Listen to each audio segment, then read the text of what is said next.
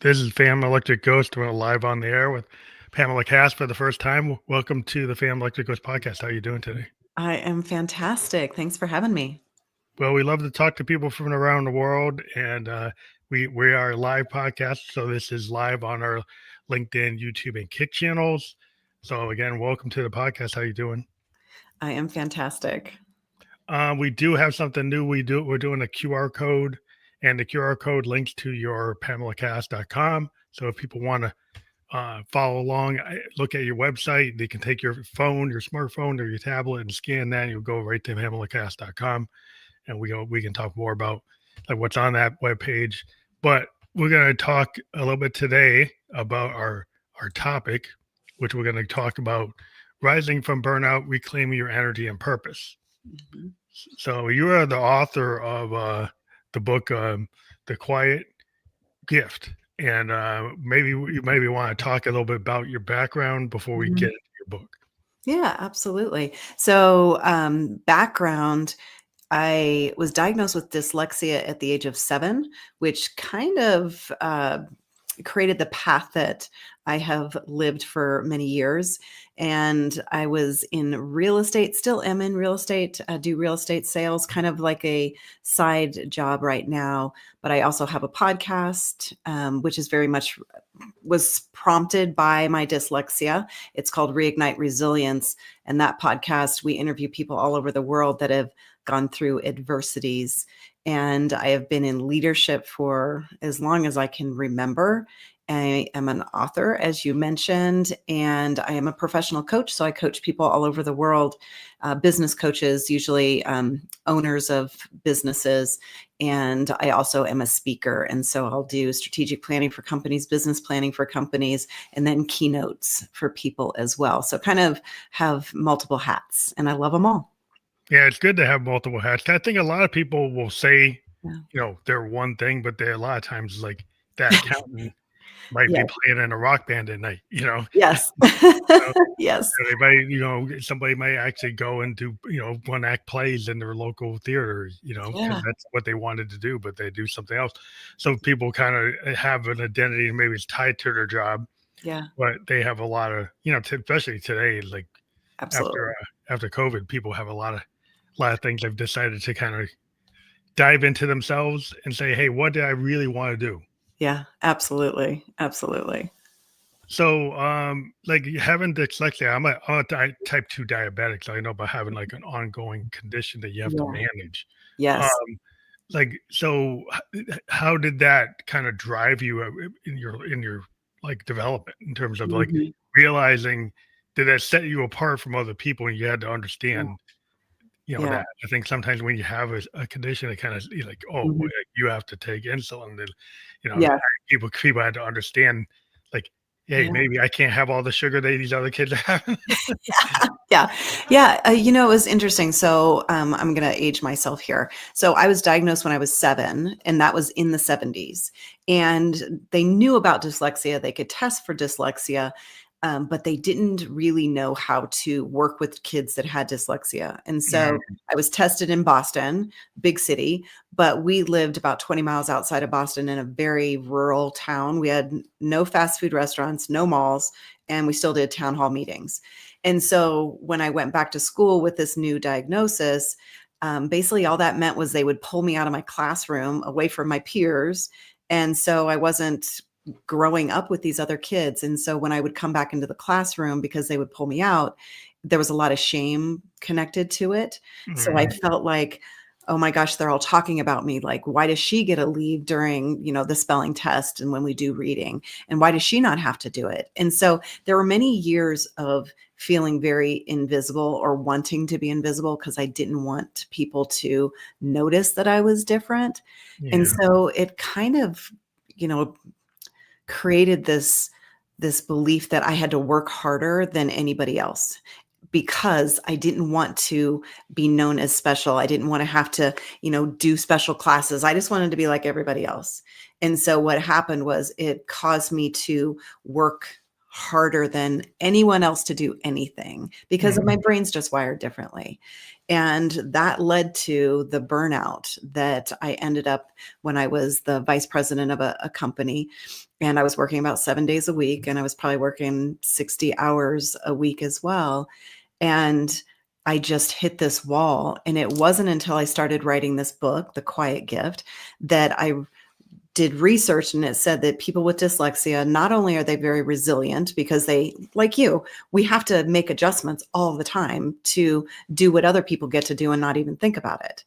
And so because of that resilience and the need to do things, we'll overwork. And a Yeah. lot of times it leads to burnout.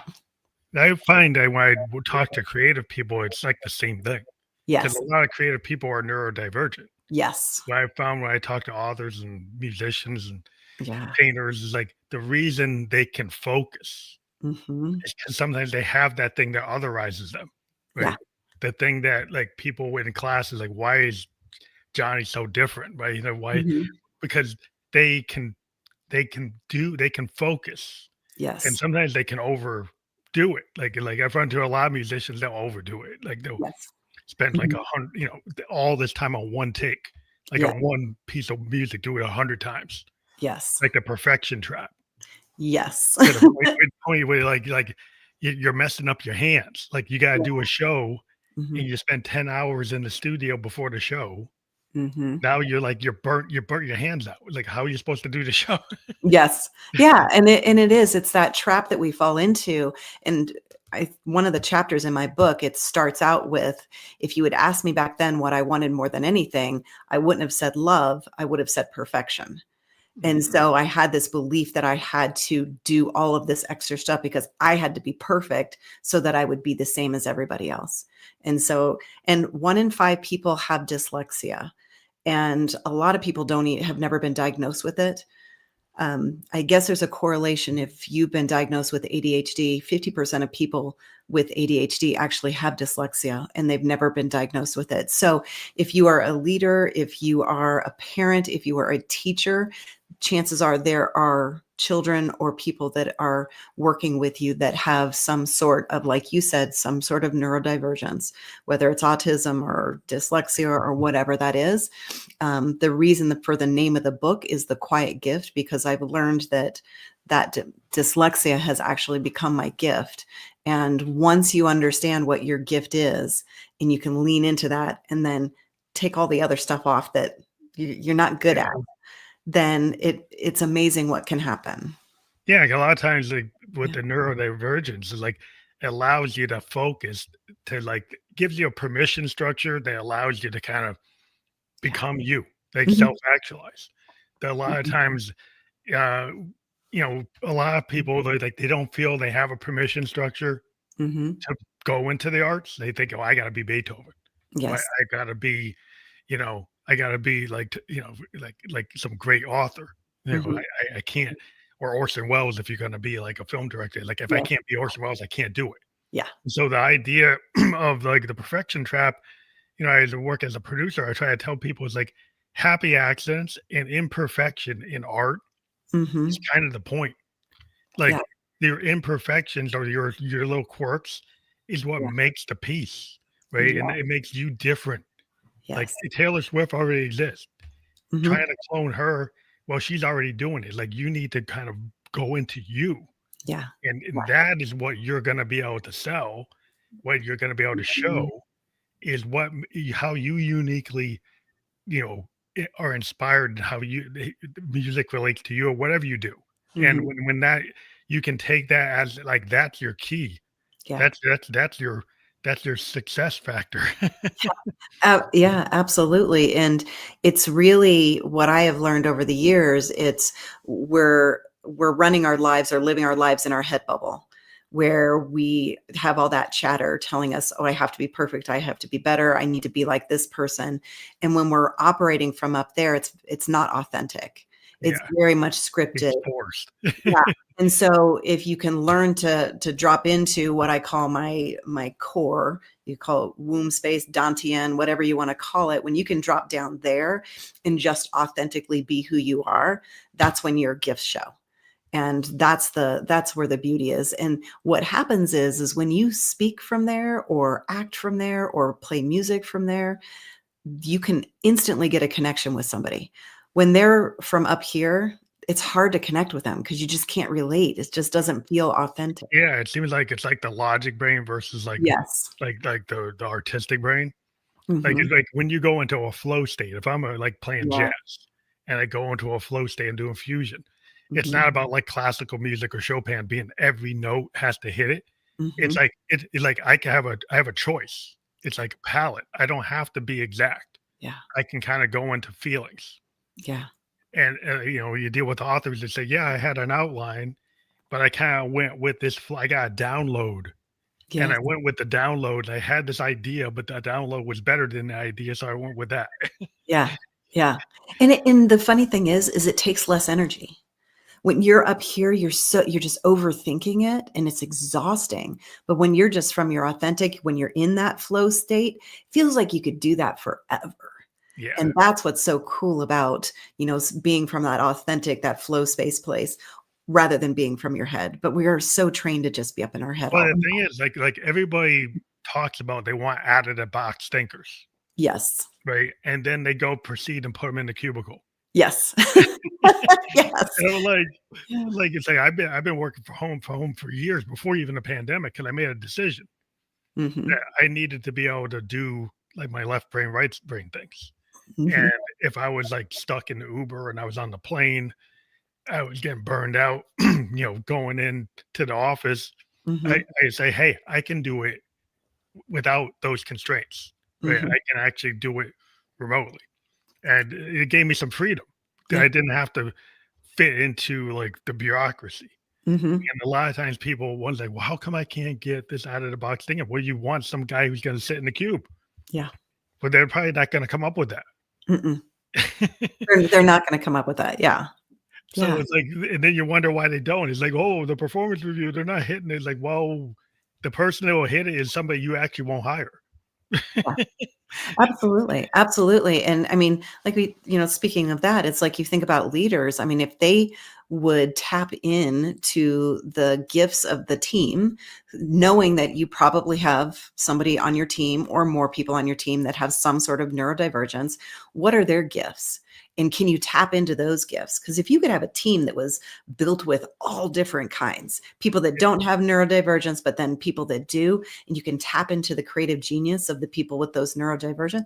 I mean, can you imagine what could happen in a company? Yeah, But you what can happens is you have people that are ashamed of being diagnosed with autistic, dyslexia. They're ashamed, so they aren't going to tell you that.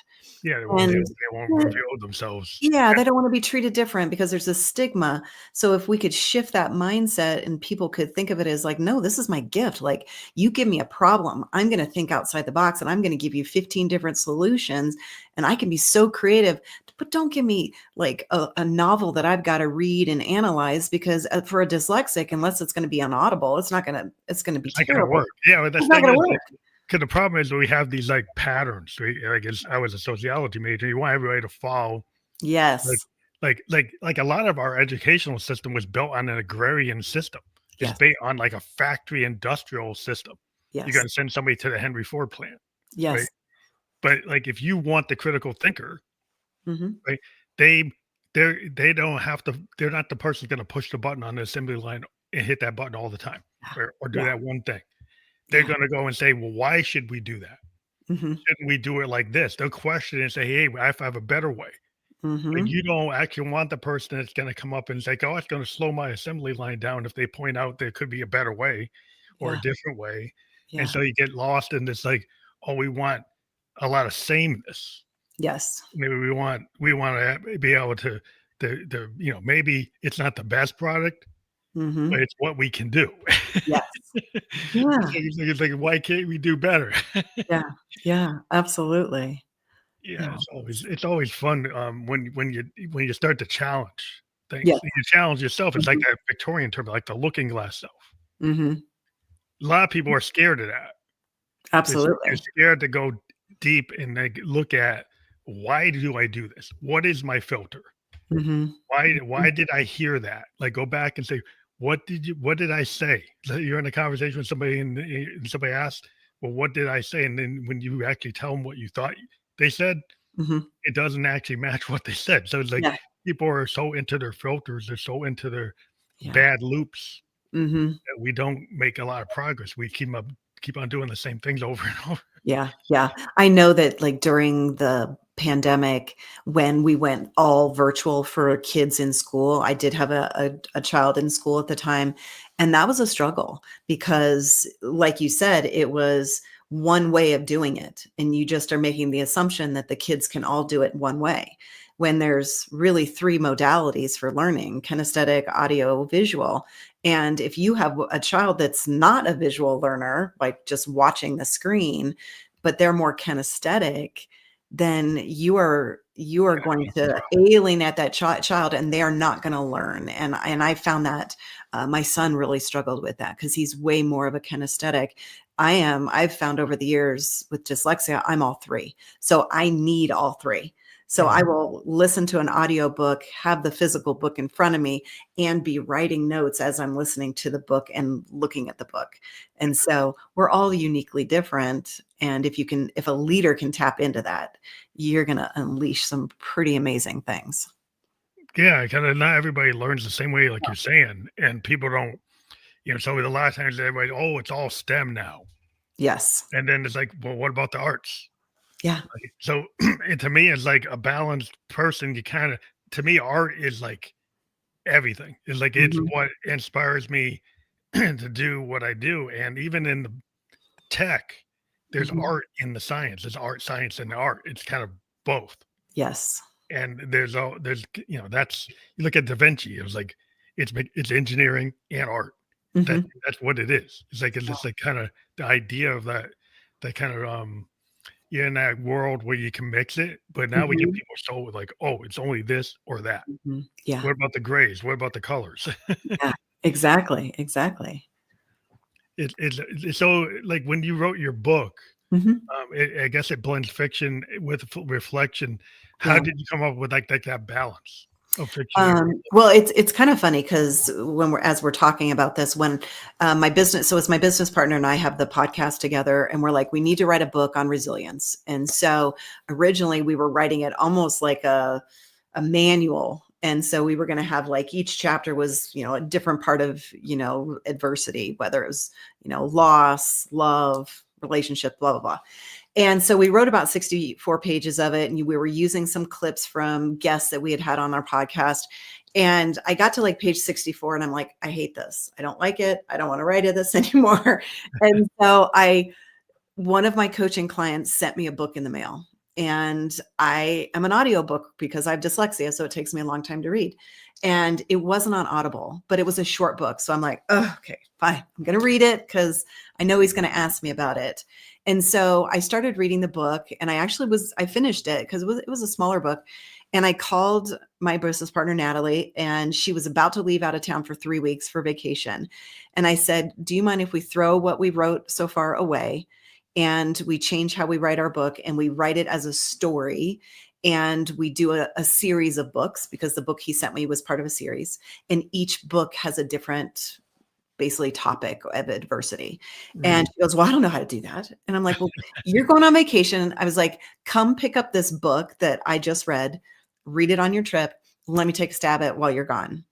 And like you said, I got into this flow state where I just started remembering my childhood. So it's really my childhood story from when I was diagnosed with dyslexia through college. And so over the holidays, I'm going to start the next book. And it just flowed to me. And then I wanted it to be a little bit different. And so I have a red journal. It's called the Red Journal series.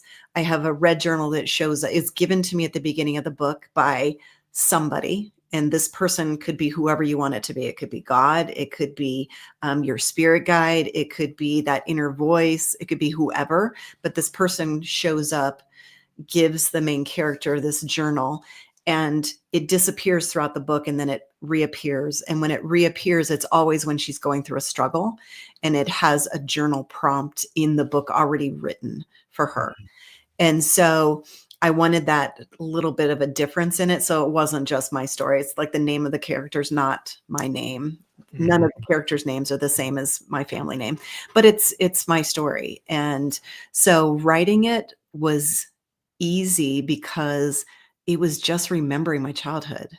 And it was so fun to remember things. And I think the coolest thing that's come out of it is I never kept in touch with anybody I went to high school with, but now the book has been launched. I've had 2 people that I played soccer with in high school back in '89. That's a long time ago, that have reached out to me and said, "Oh my gosh, I can't believe you've done it." And one of them actually does voiceovers, and she's going to do an audiobook. Oh, She's going to create it into an audiobook, which is perfect for people with dyslexia. So I'm like, we have to have it as an audiobook. So she's going to work on that for us. So it's been this really fun journey, but it was also very scary because I don't promote that I have dyslexia. mm-hmm. And so now it's like, it's all out there. Yeah, it's out And there. so now everybody knows it. Well, that's the vulnerability of being an artist, because Yes. that's like the thing that's like the permission structure that once you do it, it kind of opens up a door. Mm-hmm. Like a lot of singer-songwriters that we find it, like when we actually tell a story that's really personal, Yeah. then you make it kind of universal and people are like, "Oh, Yeah. is that really you?" Yeah. It's a little vulnerable. Yeah, it's like, yeah, because you're like, "Oh, yeah, well, I did reveal it." So maybe it's a little touch and go when you first do it because it's like, "Oh," because the people then, like, if they react to it, right, and you get the haters, say, Yes. "Well, I hated it," and then you take it personal, but it's like, "Hey, Yeah. hey, it doesn't you Yeah. don't vibe with it, right? So if Yeah. you don't vibe with it, that's fine." Yep. And there's actual constructive criticism, and then there's this criticism. Yes. I mean, the person that says they hate it, well, that doesn't really tell me anything. Yes. It does. Versus like a beta Yeah. reader that actually gives you something that Yeah. you go, "Oh, that's actually useful." Yeah. Yeah. It's been cool having the people that have read it reach out to me, and what they've done is because very much through the story, you'll see I felt very much invisible. And I get people that, were like, "Oh my gosh, I read that." And I remembered myself in high school, I had terrible acne and I was always wanting to be invisible and hide from people. So it could be whatever it is. We've all at some point Everybody's felt either, that. yeah, Yeah. we've either felt invisible in school, in a relationship, in a job, or we've wanted to be invisible in different situations. And so it's really a book for really anybody. Yeah, because it's been part of like self-worth, everybody's always having that kind of imposter syndrome Yeah. that you run into, and then you either become like an overachiever to get beyond it, and then you run into the burnout Yeah. paradox. Like, Yes. say at some point you have to know how much is enough. Yeah. And Yeah. sometimes you have to hit that critical mass where you hit the burnout. And Mhm. it's like, "Oh, that's too much." Yes. Like, so you actually have to, Yeah. somebody can tell you that, but until you hit the wall, right, you don't know it until you're like, "Oh, Mhm. that is too much." Yeah. Yeah. And I definitely hit that because I mean I went through a 2-year divorce, and then a month after my divorce was final, I was diagnosed with breast cancer. And then that was like a year of surgeries and treatments. And then I was the vice, in that time, I was in a leadership position. And then I became the VP of the company. I told you I was working 7 days a week.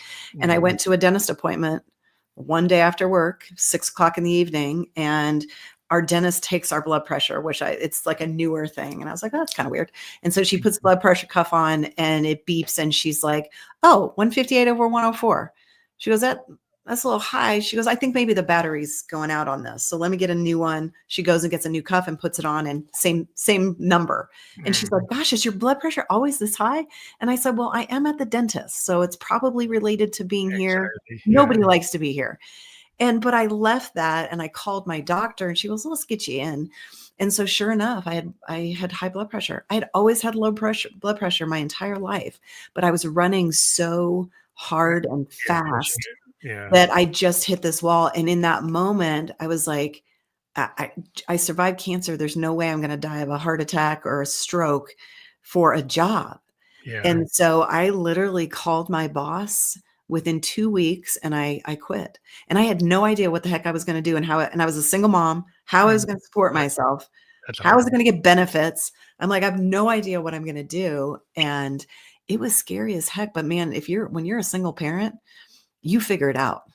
Yeah, And yeah, you don't have a choice. And so I got back into real estate, and then I was coaching people, and I started speaking, and I teach for our National Association of Realtors. And so and I was just like, all right, I'm just going to keep grinding, just keep doing more. But I'm very much more intentional about where I put my energy, Mhm. and I take care of myself way more than I did. So I do not work 7 days a week. And I go to the gym every morning, and that's part of my ritual. I don't ever miss that. And I do silent retreats where I unplug completely for days at a time. So very much intentional about taking care of my body now. Yeah, you have to give yourself grace, and then also you have to give yourself time to recover. Yes. Yeah, a lot of things about the American kind of rat race, Yeah, it's it's kind normal. of badge of honor to, like, skip lunch, skip breakfast, work Yeah. past, like, till, like, the lights are off, Yeah. and then when you're doing that, you're hurting your body, Yep. right? You're hurting you get probably have bad nutrition, Mm-hmm. and you too much caffeine, too much stress, too much everything. It's like so, like, at some point, there's gonna be a crash somewhere. Yeah. Yeah. And it's like that's not like we have to learn like how do I do this without doing that? Yes. And it's kind of we're kind of not taught that. We're taught that you've got to do it, you Yeah. know. And there's still a lot of companies that demand that. They expect that. And if you don't do that, then oh, well, then you don't belong here. You need to be doing that grind. And if that's a place that you're at, I would just ask yourself, what are you doing this for at the end of the day? Because when you're on your deathbed, no one has ever said, gosh, I wish I had worked more. Yeah, No one has. What we're going to say is, gosh, I wish I had spent more time with people that were important to me. I wish I had more fun in my life. yeah, I you've wish done I, the things you wanted to. Like the kid, yeah, like when you're a kid, you have all these things. "Oh, I want to do this. I want to do that. Suddenly, you get to be an adult, and you say, "Whoa, that's silly." Like yeah. I Or should. I'll do it when I retire. Yeah, But you're then we gonna wait don't till you're retire. 70. Yeah. And then we don't do those fun things. There's a great book that I read called Die with Zero. I don't remember the author, but it's such a good book. And it's all about that. It's about taking time now to do the things that are important. Don't wait till you retire, because most people wait till they retire and they're too old. They don't have the health anymore, or they die. We hear that all the time. People retire and then they die.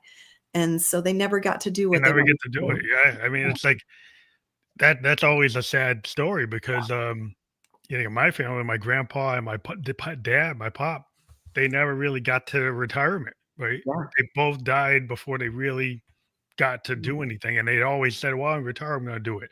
And then they both passed away, and it was kinda like a message to me Yeah. that, like, if you, like, if you think art is important, well, then do it. Yeah. You Then don't do it. wait until later.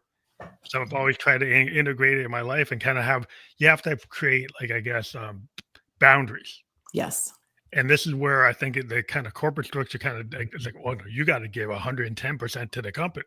Yeah. No. But if you're an art, if you have that art kind of flame inside of you, it's like, well, I gotta leave some of it for that. Yes. So Yeah. I can't do that. Yeah. Yeah. Absolutely. Yeah. And that's not what they probably don't want to hear that. No, they don't want to hear that. And that's the mind of an entrepreneur. They don't want to be put in a box. Don't want to be told that you have to do this. They want to be creative and go explore and do those things. And so that's why I'll never work for somebody again. Yeah. So I want to do stuff that I want to do that's driven towards my purpose, because then everything I do fills my cup, gives me energy. It's interesting because we have like a lot of tech bros, like the tech heavy world today, and they've Mhm. got these new mindsets. Like you got to do like 160%. Like what? Like what are you talking about? Yeah. Like you're working like every day. Yeah. Like you're working like 16 hours. It's like, are you crazy? But Yeah. that's what they think. But Yeah. then again, like they're off in their Learjet, they're off in their yacht. It's like they're not exactly doing that. Yeah. But it's like Yeah. they want their other people under. Yeah. Yeah, yeah. All their Absolutely. engineers should be doing that, but they're not doing No, it. they're not doing it. They're not doing it. So you got to make a decision. It's like, well, why am I engineering this stuff for this guy why don't I go and make my own patent, have my own smaller company and kind of Yeah. do it at a micro level? Yeah. And yeah, I'm not going to have the gravy train or the benefits, but maybe I'm going to have some peace of mind to think this is mine. Yes.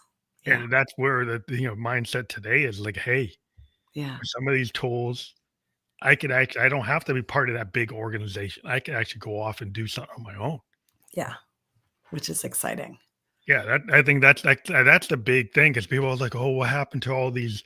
Like they want to be out like the company is my life. Like they want it's Mhm. like, but are those companies really do their values really are they really the best citizen? Are these Yes. corporate citizens actually living up to their banner? Mhm. If Yeah. they can shift their morality on a Yeah. dime, right? If they can suddenly decide they were for this and now they're for that. So Yeah. like maybe you have to decide like maybe that's not the end all. Yeah. Well, and I think it's being very clear about what your values are and making sure those are in alignment with the company you're working at. And if and maybe they were at one point, and maybe like you said, the company's values have changed. And if they're not in alignment with what your values are, then I would challenge you. Can you change it, or should you be somewhere else? Because there are good companies out there that do treat their people really well. Mhm. But there's a lot of not great companies out there Yeah. that expect way too much from their people. And the sad thing is you're not going to get the best of them. No, I mean, I think if you just burn everybody out, Yeah. if you think that everybody's just a widget you can replace, Mhm. I mean, it's not a cool mindset. I mean, if you actually get a dedicated group of people that believe I work with like a smaller firm. And Mhm. I'd been with like the big corporate guys, and then I got kind of tired of it because it Yeah. became this kind of rat race. There was diminishing returns. I hit like Mhm. this ceiling, Yep. and it's like everybody, as a woman, you've probably seen where Mhm. sometimes you get these ceilings, or you Yeah. look in the boardroom and it's like nobody else looks like you. Mhm.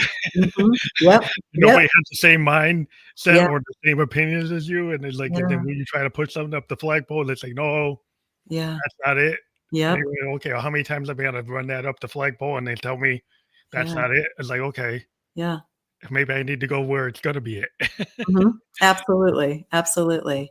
And it's scary. It is, I mean, a lot of people I think stay where they're at, just this fear that, "Oh, I can't do that," or "I'm too old to change," or "There's no way I'm gonna be able to survive." But if you have a very defined purpose on what you wanna do in your life, then that shouldn't be the obstacle to keep you from doing it. And also, we're in an age where this is the disruptor age. Yes. So if you've been like in that loop and you're comfortable in it, well, you're gonna get real uncomfortable fast Mhm. because what you've been used to is Mhm. gonna radically change in the next year to 5 years because the Yeah. disruptor type of tech bros have some really interesting ideas and what you thought Yeah. what your world was Mhm. is not what it's gonna be. No. And so it's kind of time to kind of dive into yourself because Yes. that's where your gold is. Yeah. And maybe you thought it was outside yourself. And I think Mhm. that's where people are gonna start realizing is like, oh, and Yeah. you don't want to realize it when you're forced to realize it. Maybe you want to do it on your own time. Yeah, be the one that is in control of that. Be the one that writes that narrative, not let somebody else do it for you. Yeah, okay. Like when you get Yeah. forced to, then that's not the cool moment. Then you're under pressure. Uh, Yeah, absolutely. But barriers people face when they're trying to be seen and heard. I mean, I think a lot of people can kind of visualize or have personal experience with what barriers they've they've had. But like, can you tell some stories of like lessons learned Yeah, about lessons. like trying to be seen and heard? Um, so as a child, as I mentioned, I got to this place where I did not want to be seen. I just wanted to be invisible. And it was really interesting because I was a teenager. I think I was like 13 years old. And this was in the 80s. So 1983. I don't know how old you are, but I'm 55. So I grew up in the 80s. And so if you can imagine, I had braces. I had, the bangs that probably could have block the satellites because they were so big, and the big permed hair and the shoulder pads and Michael Jackson Thriller and Flashdance. Like that was like my life back then. And we had, I was just this wallflower. I did not want to be seen or heard. And so my dad comes home one night from work and he's like, I signed you up for a class that you're going to do with me. And I was like, oh, okay. What is this? And so it was in the evening, and it was every week in the evening for, I don't even know how long, because, you know, when you're young, you feel like it's forever. And I remember showing up, and it was at this conference resort, and they had the high ceilings and the chairs were all nicely lined up, and you had a podium at the front, and it was all adults in business suits. So imagine the women in their shoulder pads and their pencil skirts and the men in their full baggy suits. And here I am, 13. I have braces and a headgear. And it's like, oh my gosh, what is this? And it was Dale Carnegie public speaking. So, and I know everyone loves public speaking. That's like one thing that everybody wish they could get up and speak in front of people. No one has ever said that. That is, I think, the second biggest fear of people in the world is, one, dying. The second one is public speaking. Yeah. And so here I find out that that's what this is. And we had to get up every single week and share a story. So we had to speak in front of this group. I'm 13, and we had to talk about something about our life. I'm 13. I don't have a life. And these are adults that are, you know, telling stories about divorces and illnesses and miscarriages, like real stuff. And I'm 13. Like, what do I have to talk about? Like, there's not a lot of depth. And so what I learned by the end of that is, one, every single person in there had a story, and some of them seemed huge, but no story more important than somebody else's story. And so as I got more comfortable doing it, by the end, the support I got from that group of adults was incredible. And what I learned is, when we speak from our authentic self, when we're just telling our own stories, anyone can get up and talk in front of anyone. We're talking from up here. Like, I have to have this memorized. Those people are up there with their little flashcards, and they're terrified and sweating and like, oh my God, I'm going to forget everything. But if you're just talking from something that you know about, and you're the expert of your own life, and that was what was beautiful. And so that was my first glimpse of leaning into being seen a little bit. And it really wasn't until my college, when I was in school. And when you have dyslexia, you can have people go with you to class and take notes for you. You can have separate time to do tests so that it's not timed. And I was like, well, I don't want any of that, because I don't want to be different. I want to be like everybody else. But I always gravitated towards the professors, not the kids that were my age, but it was the adults. And I remember one of my professors in I think it was my junior year, and she was going to be out of town. And she's like, hey, I was wondering if you could run the class for me. And I'm like, what? I'm like, oh, me? And she let me do her class. And I remember leaving, and I was in my job, and she called me. She goes, hey, I'd like you to speak to my students. And so I came back, and I'm in this lecture hall with hundreds of, kids up on the stadium seating. And I'm like, oh my God. And I found this love. And so I actually, in 2001, signed up to teach Dale Carnegie. So it was like this full circle. I went all the way back. And so I just leaned into doing what was uncomfortable, which was finding my voice and speaking in front of people. And it's just snowballed from there. I still get nervous as heck when I'm speaking in front of people, but I also get energy from it. And so I would just encourage people is to lean into that discomfort, but also lean into who you are authentically and speak from that. When you speak from that, it's your story. Nobody can say that, oh, you don't know what you're talking about, or that's a lie. It's like, no, it isn't. That's my story. I lived it. So, so that's kind of been my journey.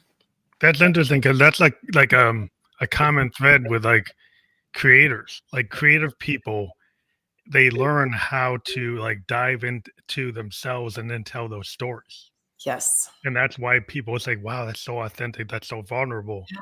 Because artists, anyway, a painter does that, right? And the painting reveals and they let it go to the world. The film director, the writer, script writer, they dive into that, Yeah. and they do that work. And the songwriter is kind of like Mhm. people hear that, and they see them do that, and Yeah. they're like, wow, is this a permission structure?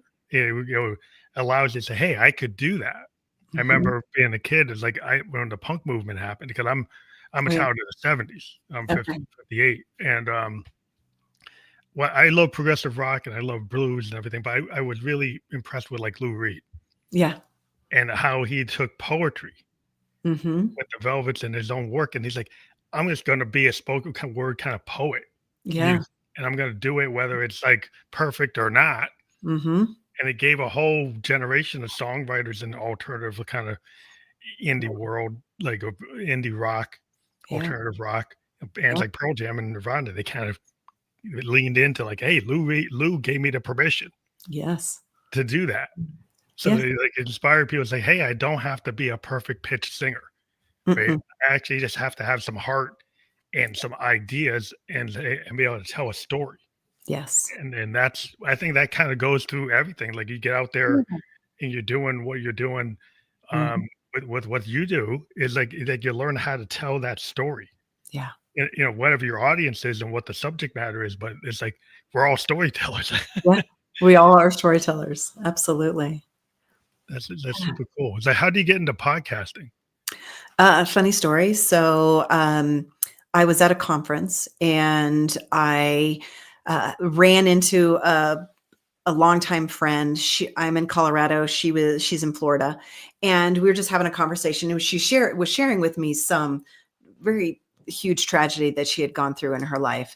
And as soon as I was done with that, I thought about my life and all the adversity I've gone through. And I'm like, gosh, I've always had a group of people, like a community that I could reach out to, whether it was family or friends when I was going through something that helped get me through it. And I don't know if everybody has that. And so I called my business partner and it was in January, and I was like, "Hey, I think we should do a podcast, and I want us to create a community for people that don't have a community when they're going through adversity.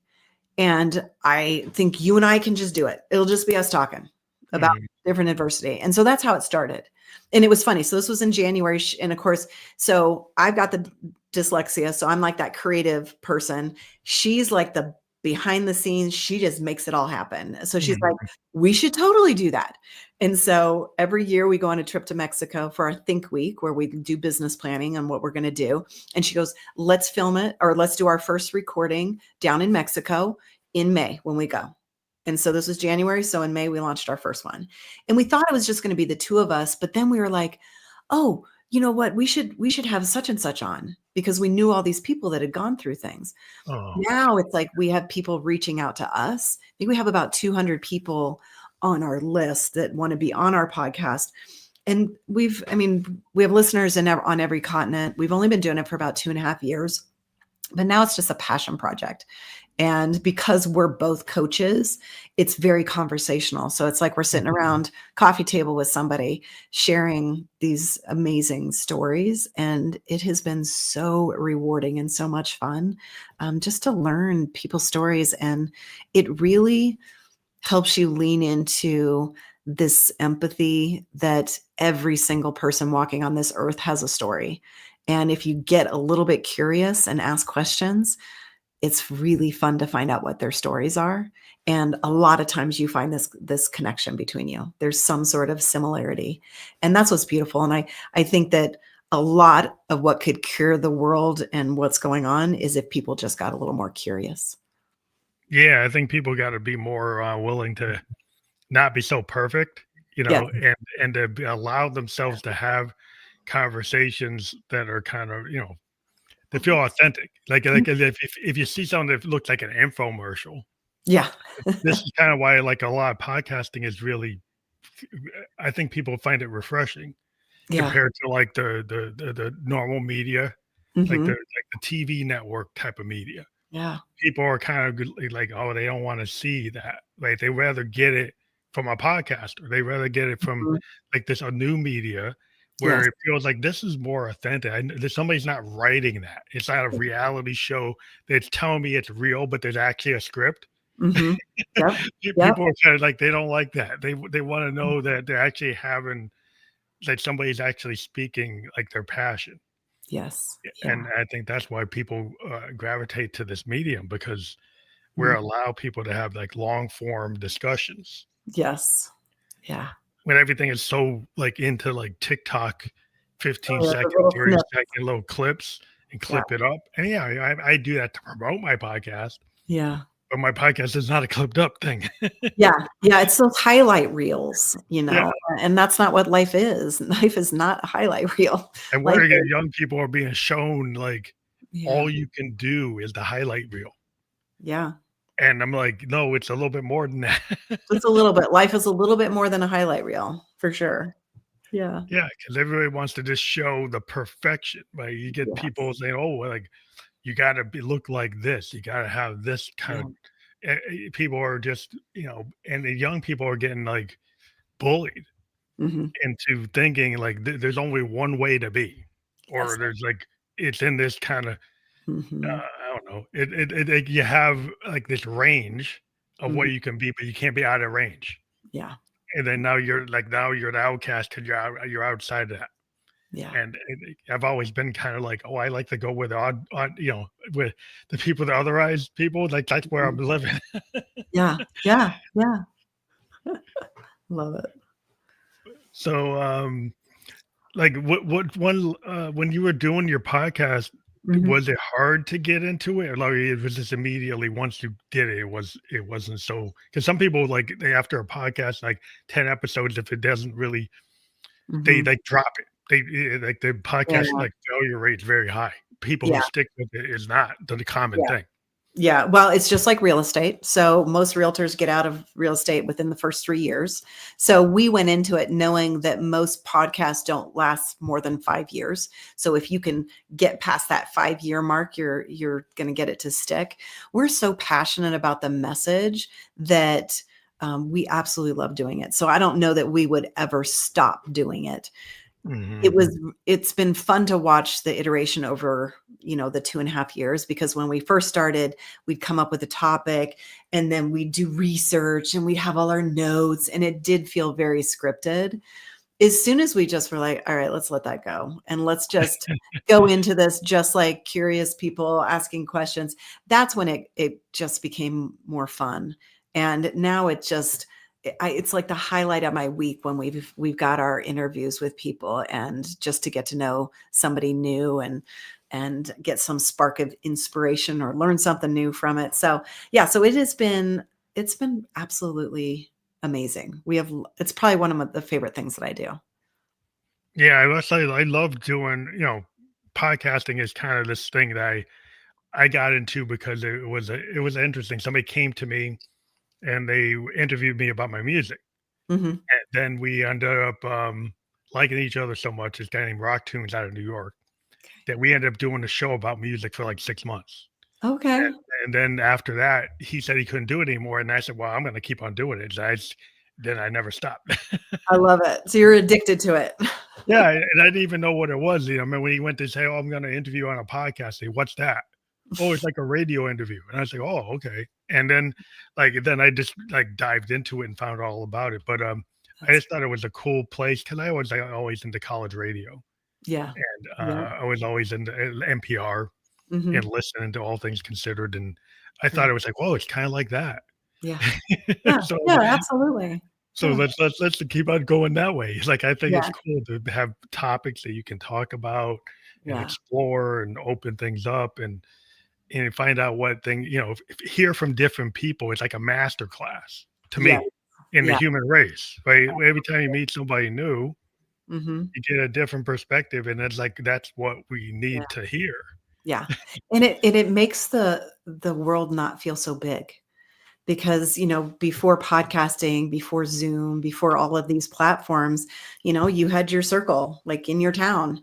And now you get to have these circles that are worldwide, because you get to meet people and experience people from all corners of the earth and learn different perspectives on things. So it is just such a cool medium that I think has been amazing addition to the world. Yeah, because you can communicate worldwide. It's global. I mean, I've talked to people in Absolutely. Japan, Yeah. Argentina, Middle Yeah. East. It's like you can talk to anybody, Yeah. and you just got to figure out the time difference. Yeah. Yeah.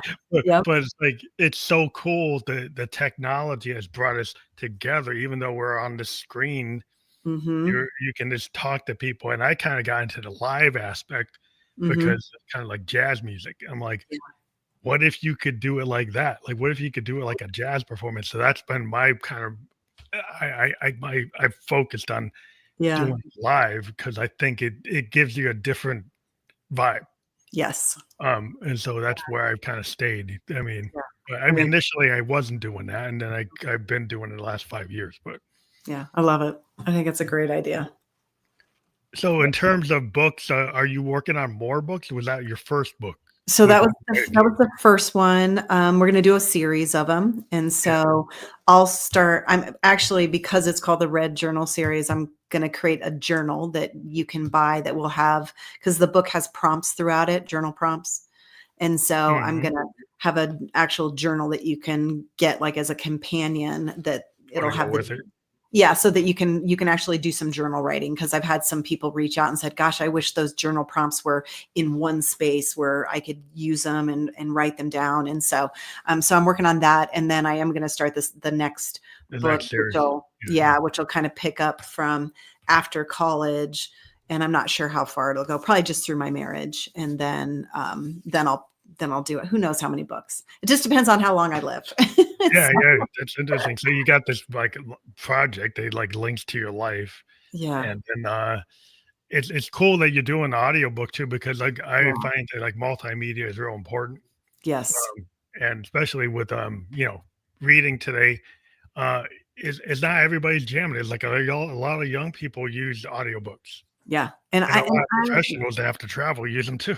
absolutely, and I do it because I will listen to an audiobook when I'm folding laundry, cleaning the house, going on a walk, and if I tried to I used to read in my bed at night, but here's I get up very early in the morning. I used to read on a Kindle, and the time that I lied in bed and I had it like over my face reading it, and I fell asleep and it dropped it on my face. Oh I was no, like, "Well, I'm not doing this ever again." So, I'm an audiobook person because, dropping a Kindle on your face does not feel great. no, that's not good. You fall That's asleep, heavy. so, Yeah, so, yeah. that could hurt. Yeah. Yeah, I think it's cool. I was talking to an audiobook guy one time that's like his whole passion is getting authors to realize Yeah. that they should do it. But Yes. his jam was that he wants them to do it in their own voice. Yeah. I So was he going to. And I was going to, until she walked me through. Okay, she goes, I can help you with doing it yourself. I can edit it and all that. And then she told me all the nuances. So after each title, you need to give 0.2 seconds. And then before you do this line, you need to give 0.3 oh, seconds. And I'm like, no, it's too much for I'm you. done. I'm done. You lost me. I'm good. Will you just do it for me? so, Yeah, yeah, so he's going to do it. Yeah. yeah. I mean, you gotta know where you're at. Like Yeah. Know your talents. Know your talents. And that's not my talent. yeah. That's If not you it. yeah, sometimes it doesn't work for like it's not like everybody always wants a one size fits all. Yeah. And you find that like you got to kind of you really need to customize, and Hmm. that's where can I always point out is like you could have somebody like a 12-step program, 15-step, 20-step program, but Hmm. what happened, what they don't tell you is like there was like 10 years before the 10 steps, Yes. right? Hmm. And then Hmm. maybe it doesn't work because you didn't have the 10 years. Yeah. Yeah.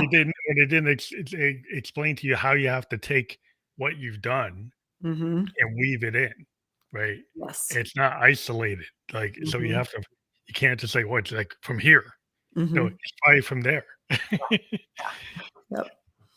Yeah. But it's super cool to talk to you today, Yeah. It's been fun. and, I wanna let people know again, we've got the QR code that will go to PamelaCass.com. Now if people go there, what do they Mhm. find on the website? So they'll find everything. So there is a tab where you can go to our podcast, and you can click on the link. It'll take you to all the episodes. You can also register for our Think Letter. We do a weekly Think Letter that kind of highlights or spotlights the guest we had that week and gives some more tools and tricks on resilience. You can book a complimentary coaching call with me. You can book me to come speak. And you can learn all about me and what I'm doing. So, That's yeah. awesome. So we do encourage people to use that QR code. That's the quickest way to get to the website. We do have the link there below. That's not clickable, but once we're off the air, where we were just on LinkedIn, YouTube, and Kick, and in the podcast description, those URLs are clickable there as well. And we have your Instagram there as well. Perfect. I want to thank you for talking to us on a Friday night. Yeah. And thank you for being here. And we do Absolutely. encourage people to share this episode with other people they think would be enjoy this, and check out the link and the QR code. And we're thank you for being on the Fam Electric Ghost podcast today. Thank you. Thank you.